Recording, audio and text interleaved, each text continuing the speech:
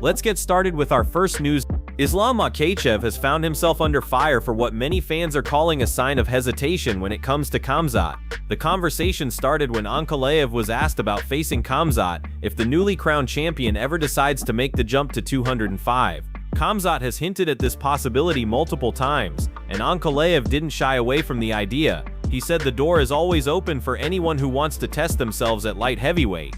Ankalaev also admitted that one day he will likely move to heavyweight, but that time hasn't come yet. For now, his focus is on defending his position at 205, and his confidence in welcoming challengers drew a lot of praise. Immediately, fans compared this attitude to Islam, who recently addressed the possibility of fighting Khamzat. Instead of showing the same fearless tone, Islam leaned toward avoiding unnecessary conflict. His first reaction was to say he didn't want tension between their people and teams, which many fans interpreted as backpedaling. That cautious stance sparked a wave of criticism. The MMA community quickly sided with Ankalaev, calling him the type of proud and fearless champion who embodies what a real champ should be. Social media lit up with comments praising Ankalaev for his strong mindset, while Islam was hit with a wave of accusations that he was being too careful or even scared of what a fight with Khamzat could bring. But it's important to look deeper. In the Caucasus culture, respect and unity carry massive weight. It's not just about fighting inside the octagon. For Islam, taking a cautious approach wasn't necessarily fear, it was about honoring the bonds between their communities. Fans may see it as hesitation, but for him, it was about protecting something bigger than himself. Of course, all of this chatter started because Khamzat himself threw the first punch in this debate. He was the one who called out Islam, saying he wanted to take that pound-for-pound spot. That set off a storm of speculation, and ever since, fans have been debating which of the two men would truly come out on top if they ever met inside the cage. Meanwhile, Ankalaev hasn't only spoken about Khamzat. He also shared his thoughts on a potential rematch with Alex Pereira. Ankalaev made it clear he's always ready to prove himself again and doesn't shy away from any challenge. With his confidence growing, his willingness to face anyone at 205, and even his eye on the future at heavyweight, Ankalaev has positioned himself as one of the most respected voices in the division right now. Islam may be under pressure, but Ankalaev's approach has shown a sharp contrast, one that fans are rallying behind as the debate over who's the true fearless fighter continues. Move on to another news. Rampage Jackson is now finding himself in serious trouble as the ongoing situation surrounding Raja Jackson takes a darker turn. In a recent interview with TMZ, Rampage opened up about the pressure he's been facing, revealing that fans have been sending him death threats ever since Raja's legal troubles began making headlines. According to Rampage, the backlash has gotten completely out of hand and it's putting his safety and peace of mind at risk. He explained that every time he tries to make a statement, people twist his words and turn them into something negative. Rampage said, "All I can say is a lot of people giving me death threats, stuff like that, like I'm a puppet master calling me a bad father. It's uncalled for. Anything I say gets twisted." Those words highlighted the frustration and exhaustion he's feeling as he tries to navigate a storm that he claims has nothing to do with him directly. Despite his attempt to clarify, Rampage is being painted in a bad light by critics online. Some fans seem to believe he has more involvement in the situation than he's letting on, which has only fueled the anger directed his way. But Rampage insists that he's not controlling or influencing Raja in any way. He's simply caught in the crossfire of the controversy, yet still, he's the one facing the hate and threats.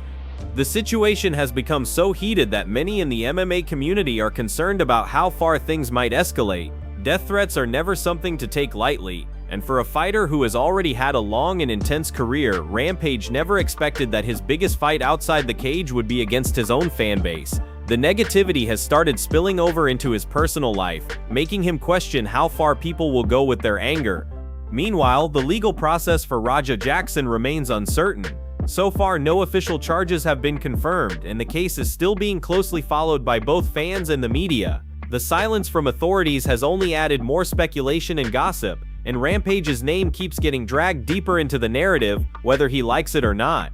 For Rampage, this is not just about defending his reputation, it's about protecting his family and mental health. Being labeled a bad father or manipulator by people who don't know the full story has taken its toll. He's made it clear that while he can't share all the details, the abuse and harassment he's been facing are completely unfair. As the story develops, one thing is clear: Rampage is facing one of the toughest battles of his life, not inside the octagon, but outside of it. where words, rumors, and threats can cut just as deep as any fight ever could. Before moving to the next news, we have one quick request for you. We're constantly working on improving our content to earn your love and support. That's why we'd truly appreciate it if you could take just a moment to leave a like on this video, subscribe to the channel, and hit the bell icon so you never miss an update. Move on to another news. Fight fans, the moment everyone has been waiting for is finally here. After weeks of speculation, the lightweight picture is beginning to clear, and now it's confirmed. Ilia will defend his title against Justin Gaethje at UFC 324. This matchup has been building ever since Arman revealed he wasn't next in line to face the champion, which immediately sent the rumor mill into overdrive. Now Spanish journalist Alvaro Colmenero has broken the news, and when he reports, people listen. For those unfamiliar, Colmenero is one of the most trusted voices in Spanish combat sports media. As the director of ABC MMA and a commentator for Eurosport's UFC coverage, he has direct access to fighters, events, and inside sources. His track record speaks for itself. He has consistently broken every single Ilia fight before it became official, including his UFC 317 clash with Charles Oliveira. Many compare him to Ariel Helwani, but with a little less drama. So when he says something is happening, it's not speculation, it's fact. On his latest YouTube show, Colmenero dropped the bombshell. Ilia is set to face Justin Gaethje in January at UFC 324.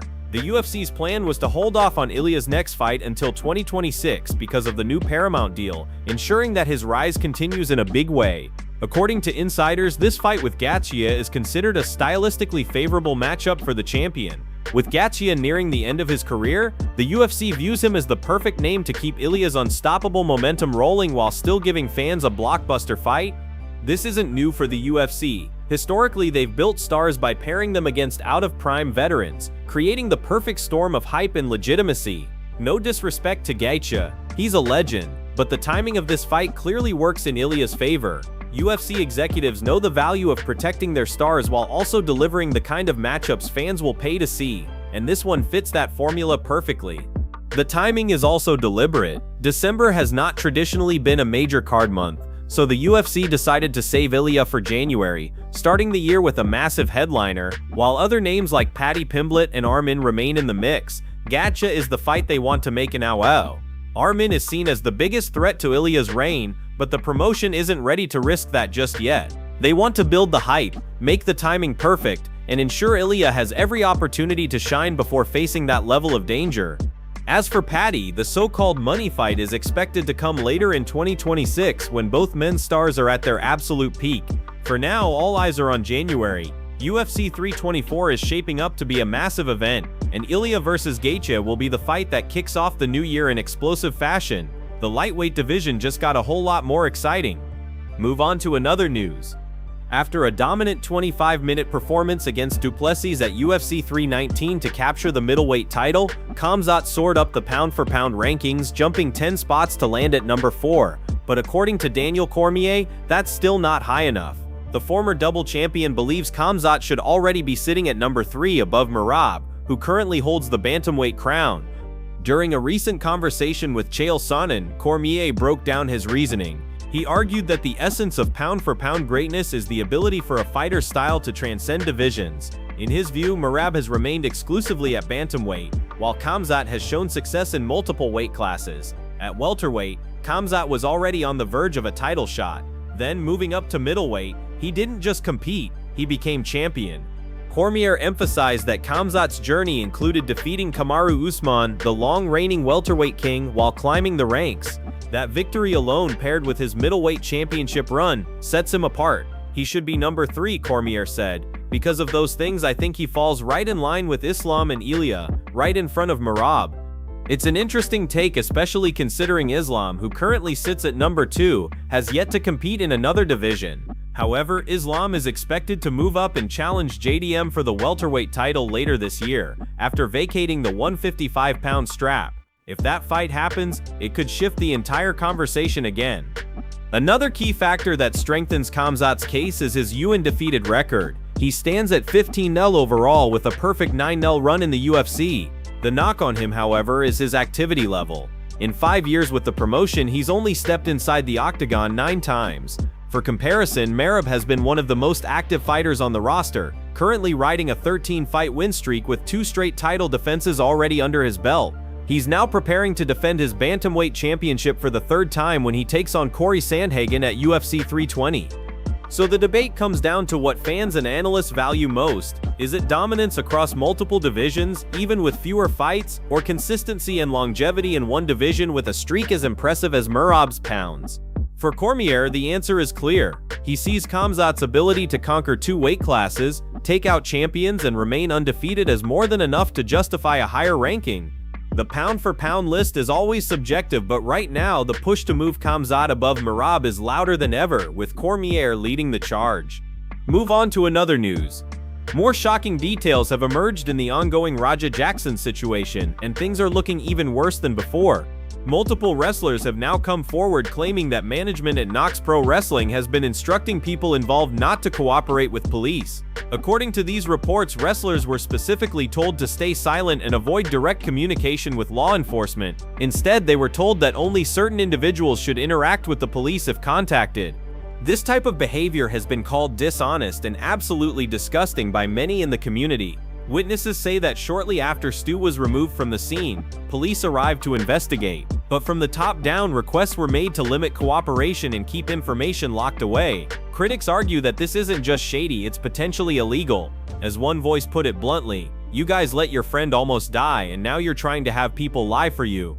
Screenshots have also surfaced of messages being sent around urging people to stay quiet. One of the messages read, "Please refrain from engaging in comment sections on social media posts about this tragedy. It will be weaponized in potential criminal and civil cases. Fly low." Another message added, "If law enforcement or an attorney for the suspect contacts you in any capacity, let someone here know right away for guidance on how to address them." Multiple individuals responded with "Yes, sir," showing clear compliance with the instructions. Amid all of this, wrestler Doug Malo, the man who stepped in and physically pulled Raja off Psycho Stu, has now claimed that Rampage Jackson himself will be facing lawsuits connected to this entire ordeal. Malo directly called out Rampage, saying he's hiding behind his son's life while chaos unfolds. He went even further, throwing down a challenge for a boxing match. Malo's words were straightforward and raw. He suggested that since Rampage is getting sued all over the place, they should turn it into something productive. How about this? Why don't we just have a boxing match? You'll probably whoop my ass and I don't care. You raise money for your son's legal defense and I'll raise money for Stu. It was an emotional appeal, turning the anger into an opportunity to raise funds for those hurt by the situation. A GoFundMe has also been set up for Stu, with his wife expected to receive 100% of the proceeds. Malo and others have stressed that nobody should donate to any other campaigns unless they can prove all the money goes directly to Stu's family. As the scandal grows, accusations of silence, lawsuits, and even potential charity fights are painting a picture of absolute chaos around the Raja Jackson case. Move on to another news. Wrestler Stuart Smith, known by fans as Psycho Stu, has finally spoken out after the shocking attack that left him hospitalized. In his first message since the brutal incident, he expressed deep gratitude to everyone who has shown him love and support during this incredibly difficult time. His brother has also stepped forward to provide updates on his condition, confirming that Stu is now conscious and beginning to regain some recollection of the day he was assaulted by Raja Jackson. In a heartfelt Facebook post, Stu's brother wrote, "Good morning. Thank you for the outpouring of support. Stuart is conscious and does have some recollection of the events from the day of the attack. Thank you everyone for reaching out. It's been difficult to get back to everyone individually. We will be setting up something for anyone wishing to donate. I will update with a link when possible." His words gave fans hope that Stu is on the long road to recovery, even though the damage he sustained was severe. Later in the day, he followed up with another message saying, "Good evening, Stuart is resting since he sustained severe injuries to his head. He is currently conscious and able to talk, but will have a difficult recovery ahead. With all the media and social media attention, it's been hard to get back to everyone." That honesty resonated with fans, showing just how overwhelming the aftermath of this tragedy has been for both Stu and his family. Despite the pain and uncertainty, Stu has continued to show appreciation for the overwhelming support. He reportedly told his family, "Thank you for the love and support. Wrestling has always been his passion, something he's dedicated his life to, and through his brother's words, it's clear how much the wrestling community means to him. He loves the sport, he loves his wrestling family, and he deeply values every fan who has supported him along the way." While many know him as Psycho Stu inside the ring, His family reminds people that he's also just a regular guy outside of it. He's a husband, a brother, a son, and someone who wants to live a normal life beyond the performances he gives in the squared circle. His wife Contessa has now taken the step to set up a GoFundMe for those who wish to donate and help the family through this difficult recovery process. The wrestling community has rallied behind Stu, and the love shown has been nothing short of incredible. As his brother put it, the messages, prayers, and support have been overwhelming. And while the road ahead won't be easy, Stu is determined to fight back just as fiercely as he always has inside the ring. This is about more than wrestling. This is about family, survival, and resilience in the face of adversity.